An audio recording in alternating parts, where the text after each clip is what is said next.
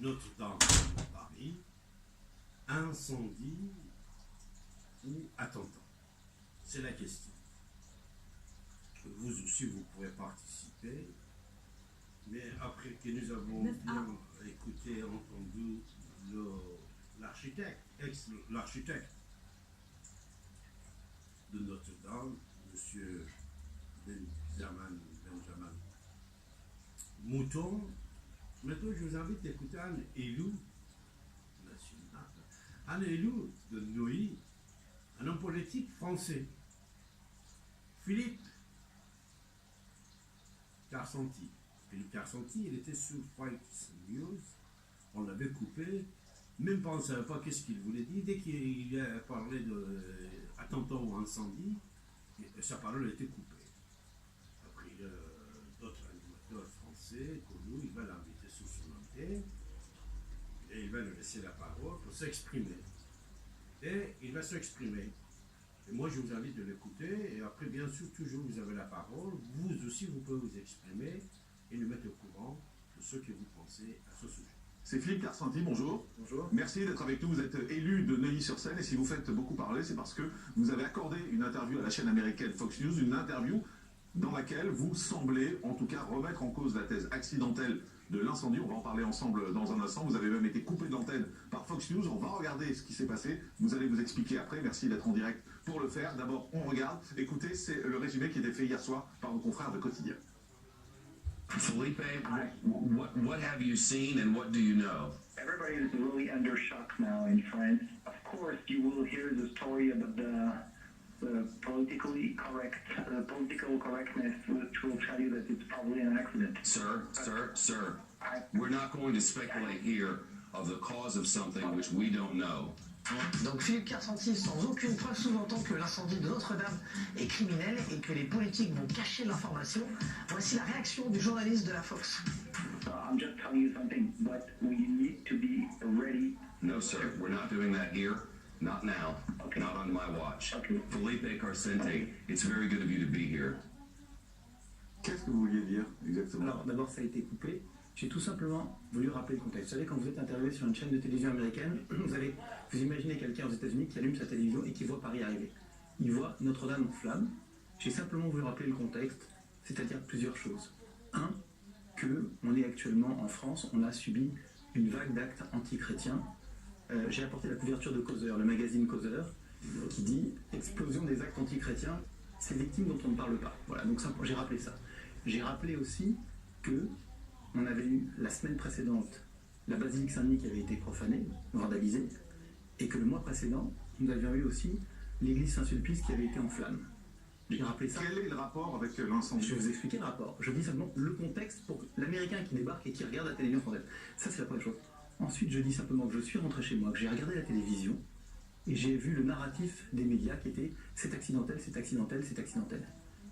À l'instant où on se parle, à 20h, j'affirme clairement. À 20h, au moment où vous parlez sur Fox News, c'est ça? Absolument, 20h, je parle pas, excusez-moi, sur Fox News. Le soir même, j'affirme qu'à 20h, personne n'est en mesure de déterminer si c'est un acte accidentel ou si c'est accidentel ou si c'est criminel. Donc je dis c'est pas tout à fait ce que vous dites. Hein. C'est exactement. Vous dites que le politiquement correct va en gros nous dire que c'est un accident. Je dis que le politiquement correct va vous rentrer tout de suite dans la tête, c'est un accident. Je dis simplement. Mais ça sous-entend que c'est faux. À partir du moment où vous dites que c'est le politiquement correct qui va nous rentrer ça dans la tête, absolument. Vous sous-entendez que c'est faux? Non, je sous-entends simplement, et je le dis ensuite, parce que juste après, je fais une émission sur Dennis Prager, qui est un show américain aussi, à la radio, et j'explique très clairement, là j'ai le temps de m'expliquer sans être interrompu, et je dis, attention, nous ne sommes pas, ni même actuellement, en mesure de vous dire ce qui s'est passé. Mais pourquoi vous asseyez le doute? Vous mettez le doute dans l'esprit? Je dis simplement, je vais vous dire simplement une chose, aujourd'hui, en France, les gens en ont absolument marre d'entendre des médias leur imposer une façon de penser. Aujourd'hui, il y a des faits, c'est pas une façon de penser. Les faits, c'est qu'il y a un feu. À 20h, un peu plus d'une heure après que les pompiers sont arrivés sur place, toutes les hypothèses disent que c'est la piste accidentelle qui est privilégiée à 20h. Alors, si vous êtes en mesure Alors, parlez à des pompiers, parlez à des experts, et vous verrez qu'ils vous diront très clairement qu'à 20h, quand on est en train de se battre contre les flammes, on ne sait absolument pas si c'est un acte accidentel ou criminel. C'est la piste accidentelle qui est privilégiée. Mais pourquoi Donc pourquoi vous avez... Mais parce que c'est les spécialistes qui le disent à 20h. Non, pas du tout. Pourquoi vous allez semer le doute? Non, pas du tout. Vous savez bien à quel point on se bat tous, et vous aussi, j'espère, contre les fake news.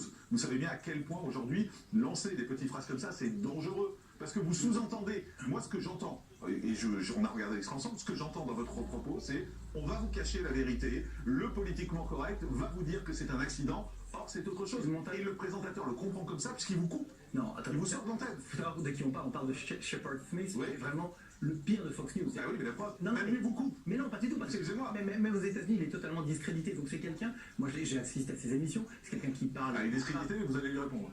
Oui, j'ai fait une erreur, c'est mon erreur. J'accepte mon erreur. Je veux dire, c'est quelqu'un qui parle et qui s'écoute parler et qui est vraiment en pleine. En plein déballage de ces états d'âme. Moi, je suis simplement arrivé avec une chose toute simple, qui est de dire, en l'état actuel des choses, et c'est ce que je dis sur l'émission de Denis Prager, et je vous invite à l'écouter, si vous voulez, je vous ferai parvenir un enregistrement, où je dis, dans l'état actuel des choses, nous n'en savons rien. Je veux simplement rappeler le contexte. Mais pourquoi vous ne reprenez pas la thèse des secouristes et des spécialistes à cette heure-là, qui est de dire, c'est la thèse accidentelle qui est privilégiée? Parce que, je suis désolé, mais ce que vous me dites n'est pas exact. À 20h, il n'y a pas de secouristes et pas d'experts qui sont en mesure de vous dire que c'est... Sur tous les médias, c'est la thèse. Non, c'est la thèse. Non. Mais pourquoi parler du politiquement correct? C'est là où vous avez fait une erreur. Peut-être. Je ne crois pas. En disant le politiquement correct va vous dire que c'est un accident. Non, je fais ça l'erreur. Mais non, mais c'est ce que je viens d'assister pendant 1 heure au fait où on me disait c'est accidentel. Bah je me suis entretenu avec des pompiers, des colonels de pompiers, des gens importants qui connaissent un petit peu, des experts d'histoire de l'art, des experts qui connaissent... En 1 heure, vous avez eu le temps de faire tout ça? J'ai eu le temps de passer quelques coups de fil, parce que Fox News m'appelle, me dit on va vous rappeler, je dis d'accord, je passe quelques coups de fil, et ils me disent très clairement c'est absolument impossible en l'état actuel des choses de savoir si c'est accidentel ou criminel. Pourquoi vous ne reconnaissez pas que c'était maladroit, que vous avez merdé? Mais parce que qu'est-ce qui est maladroit? C'est maladroit de dire le politiquement correct va vous dire que c'est un accident. Parce que ça vous entend que c'est pas la réalité. Non, je dis. C'est ce que vous voulez que je dise. Je veux dire, aujourd'hui. À l'heure qu'il est, c'est la thèse de l'accident qui est privilégiée. Mais c'est pas compliqué de dire ça. Non, ça c'est la thèse. Non, c'est la thèse qui est privilégiée dans le narratif des médias. Ce n'est pas la thèse. Donc les médias mentent? Je vous dis que c'est la thèse. Est-ce que les médias mentent? Je ne dis pas que les médias mentent, je vous dis simplement qu'on vous raconte une histoire, un narratif. Les médias, c'est nous, donc ça veut dire qu'on vous ment? Ah, mais vous n'êtes pas en cause. Non, mais c'est pas. Enfin, je ne le dis pas moi personnellement, j'étais pas l'antenne à cette heure-là. Répondez-moi, est-ce que ça veut dire que les médias vous mentent? Dans votre esprit? Alors, je vais vous répondre très clairement. Ça veut simplement dire que les médias racontent une histoire de la façon dont ils ont envie de la raconter.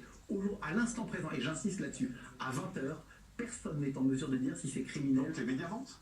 Non, simplement les médias racontent ce qu'on leur dit de raconter. Donc il ne faut pas croire les médias? Je ne dis pas absolument rien. Et qui nous dit de raconter des choses? Écoutez, il y a un narratif. Non, mais attendez, expliquez-nous, c'est intéressant. Il y a un narratif parce qu'on est exactement dans la thèse complotiste. Mais absolument en fait, c'est les médias vous racontent ce qu'ils veulent et ce qu'on leur demande de vous raconter. Il y a beaucoup plus d'intelligence. Attendez, mais écoutez-moi, il y a quelqu'un qui nous appelle pour nous dire qu'il faut dire des choses comme ça? Simplement, vous avez Rémiette, le préfet, qui dit la thèse. On rapporte les propos du préfet, d'accord. Oui, le rapport du préfet. Mais c'est une décision. Rémiette, il a été nommé par un gouvernement, par un pouvoir, donc il est là pour calmer. Vous savez, j'ai publié. Dire les choses. Non, moi je veux dire, j'ai publié ce matin une tribune dans Causeur, où j'explique, et le titre de la tribune c'est Notre-Dame, circuler, rien à penser. On n'a pas le droit de penser, on n'a pas le droit de se poser des questions. Il y a les faits, on peut se poser des questions, mais il y a les faits. Les faits sont... C'est là où quand vous dites les médias disent la thèse officielle, les médias, etc., il y a des faits. Après, vous alimentez cette thèse du complot. Avec ce que vous dites, tout ce que vous dites alimente la thèse du complot. Est-ce que quand vous dites le préfet dit, quand vous dites les médias mentent, tout ça, c'est vous qui venez de dire les médias mentent. Mais oui, vous entendez? Vous faites exact. C'est ce que vous entendez. Non, je vous dis simplement que les médias, vous êtes beaucoup plus intelligent et beaucoup moins naïf que ça. Les médias ont un narratif à raconter qui est sur un événement. Les médias d'information donnent l'information. Alors, les médias d'information donnent un certain type d'information. Donnent l'information. Pour vous, c'est la Pravda. On vit sur la Pravda. La réalité est... Pas la Pravda. Quand il y a un incendie que c'est accidentel, on dit que c'est accidentel, point. Est-ce que vous pouvez simplement faire venir sur ce plateau un pompier sérieux?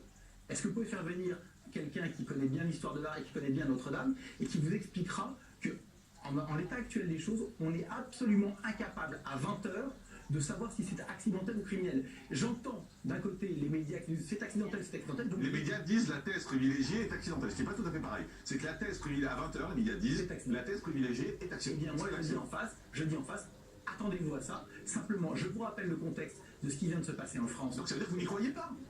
Je dis simplement une chose, je ne crois pas, simplement une chose, que l'on puisse déterminer à 20h que l'incident est accidentel ou criminel. Je dis simplement, je rappelle le contexte à un public américain qui ne sait pas que la basilique de Saint-Denis a été profanée, qui ne sait pas que le... Donc vous sous-entendez que ça peut être un acte criminel. Je sous-entends. Ouais, mais c'est tout à fait mieux. Vous savez, c'est ça, les thèses complotistes, on en parlera dans le prochain plateau avec nos invités. Les thèses complotistes, c'est de dire, comme par hasard, il semble que ça arrive à ce moment-là. C'est ça les thèses complotistes. Il va falloir arrêter avec ce mot complotiste qui englobe tout. Aujourd'hui, vous avez à 20h une certitude. À 20h, on a la certitude que Notre-Dame est en feu. Notre-Dame est en feu et c'est la piste accidentelle qui est Non, privilégiée. mais la piste accidentelle qui est privilégiée, on n'en a strictement aucun élément. Vous savez plus que le préfet, vous savez plus que l'autorité. Alors, je vais vous dire quelque chose. Je sais très bien comment c'est, je fais un tout petit peu de politique, je sais exactement comment fonctionne le monde politique, comment on raconte le narratif, et je vais aussi vous raconter un des événements intéressants dans ma petite carrière politique. C'est quand vous êtes un élu local, vous savez ce que c'est que les normes anti-incendie et toutes les régulations, toutes les réglementations qui vous sont imposées dans les chantiers, sur les lieux accueillant le public, les ERP. C'est quand même, et je vous le dis encore une fois, quelque chose d'incroyable qu'un chantier aussi important ne bénéficie pas des normes anti-incendie dont bénéficie ça a été évoqué à plusieurs reprises, effectivement, comme c'est un monument historique, c'est des normes un peu particulières. Un dernier mot, aujourd'hui vous avez un doute, à l'heure qu'il est là, il est 10h56, vous avez un doute sur le fait que c'est accidentel? Alors, à 10h56, mercredi 17 avril, je ne sais pas, et encore une fois, je ne sais pas, et j'attendrai les résultats des conclusions de l'enquête pour savoir si c'est un acte, et je vais être très très précis, accidentel, si c'est un acte criminel réalisé par quelqu'un d'organisé, par exemple, si c'est une véritable attentat monté, ou si c'est un acte criminel, je dirais un acte d'opportunité, quelqu'un qui arrive et qui met le feu sans une grosse organisation là-dessus. Je dis simplement, pour aujourd'hui, nous n'en savons rien et nous attendrons les résultats de l'enquête. Donc vous ne prenez pas en compte les thèses des autorités, les thèses des spécialistes qui disent c'est l'acte accidentel qui est privilégié. Certains spécialistes disent ça. Non, tout le monde. Non, c'est faux. Qui? Non, mais regardez. Qui? Non, mais regardez. J'ai pas une personne, j'ai pas entendu une personne, j'ai pas lu une personne. Alors, est-ce que vous êtes prêt à accueillir sur votre plateau un expert que je vous amènerai qui vient ici? S'il est sérieux, oui. D'accord, très bien, alors marché conclu. Demain? Marché. Demain. D'accord, ok, sans problème. Merci Philippe Kersafi d'avoir été avec. Alors, je ne sais pas demain s'il l'a invité ou non, mais de toute façon, ça c'était très intéressant. Philippe Kersafi, c'est quelqu'un, c'est un élu de Neuilly qui a le doute sur ce sujet-là, mes chers amis. Maintenant, c'est votre tour. Vous aussi, si vous avez doute ou non, qu'est-ce que vous pensez à ce sujet? De toute façon, c'est Notre-Dame de Paris qui a été brûlée après presque 900 ans, après plusieurs guerres, plusieurs problèmes. À l'époque, il n'y avait pas aucun de science et de progrès d'aujourd'hui. À l'époque, jusqu'à maintenant, aucun incendie comme ça. Grave, c'est grave ce qu'ils ont. Vous avez tout à fait raison, vous et les autres individus, parce qu'il y a beaucoup d'individus, si vous cherchez sur le net, vous allez voir qu'ils ont le doute. Ce doute, ce n'est pas de complot, parce que de temps en temps, il dit thèse complétiste concernant Notre-Dame. Non, il n'y a pas, on ne dit pas qu'il y a des thèses complotistes, on dit qu'une partie des gens, ils doutent entre incendie et attentat. Il n'y a pas de question de complot ou pas complot, non.